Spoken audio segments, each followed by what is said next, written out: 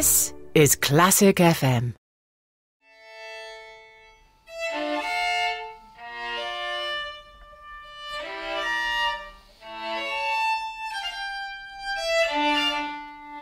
Backstage here at the Bristol Old Vic, where on stage you're going to enjoy music by Nicola Benedetti.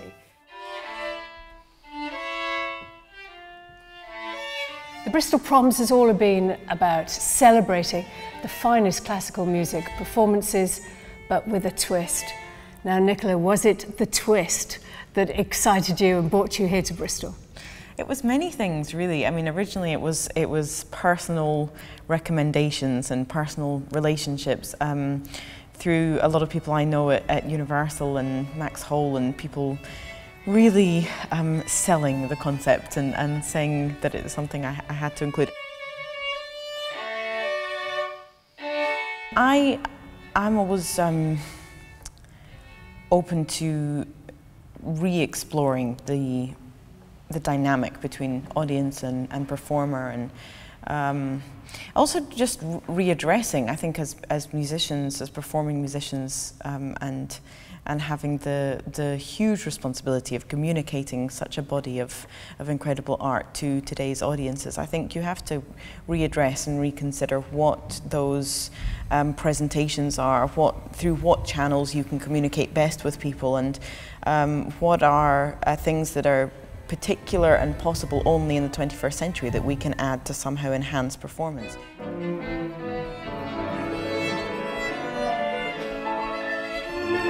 To me, it's really not about sort of comparing to conventional classical performance, because I think there is such an enormous audience for that worldwide. If you think of how many people every single night of the year go to classical music performances and sit in all sorts of circumstances and listen to classical music, and there's absolutely nothing that stops them from doing that, and nothing wrong with the way that it's done. But I think exploring new ideas, new dimensions, and done through a very sort of thorough, intelligent, and all-rounded approach. You know, I'm very inspired to be a part of that.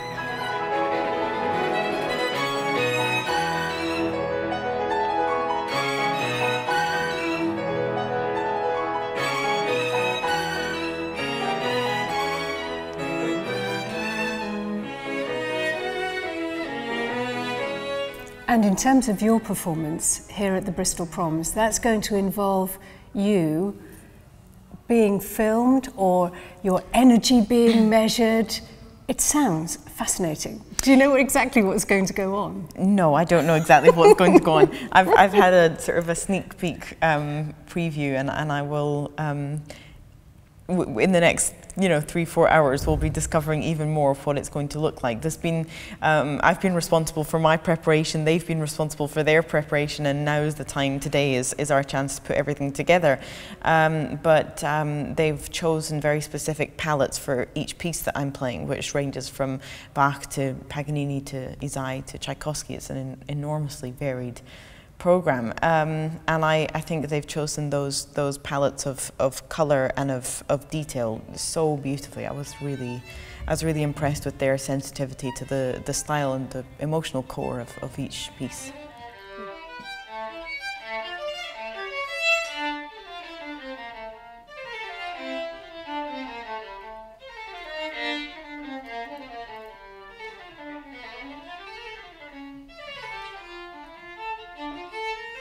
So the first half of the evening performance, it's you on stage on your own, but yes, then you're joined by 2 other musicians for the Tchaikovsky piano trio in the second half. Yes. Are they going to be filmed, and are we going to have these bouncing atoms in the same way? Yes, the whole thing is filmed in that way. So the guys working on the visuals and on picking up the sound, they've really gone through the score of that Tchaikovsky trio. It's a very long piece and very complex piece, and sort of an expanded structure in every single way. So they've had quite a job on their hands trying to understand that structure and being able to mirror it in some way. But I think they seem to know what they're doing.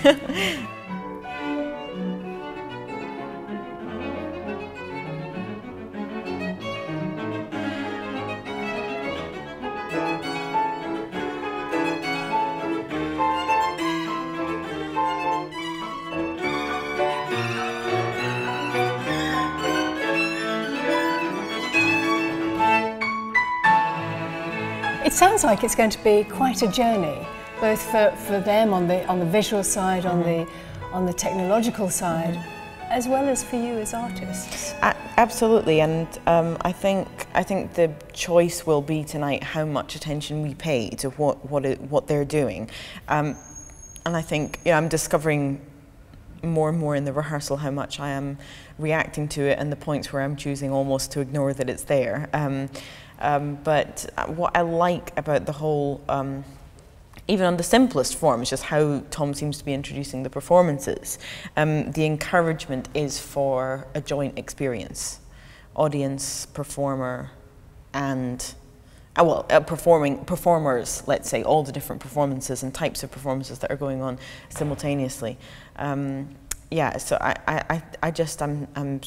very much a supporter of that dynamic, something that makes people feel like the audience and the performers and once upon a time the composers were all on a journey together, and they collectively decided what was popular, what was good, what was wanted, what wasn't.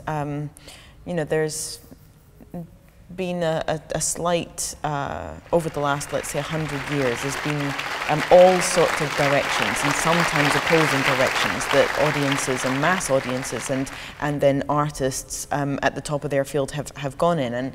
And I think it's really it's very much in our hands. We can choose how much we want to go on a journey together with the audience, and I think that's the basis and the core of Tom's concept.